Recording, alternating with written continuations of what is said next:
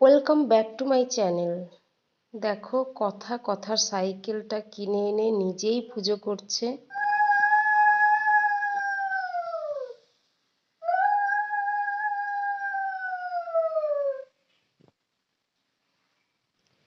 নিজেই জোগাড় দিয়ে সুন্দর করে আরতি করে মন ভক্তি করে ওর সাইকেলটাকে ও পুজো করলো।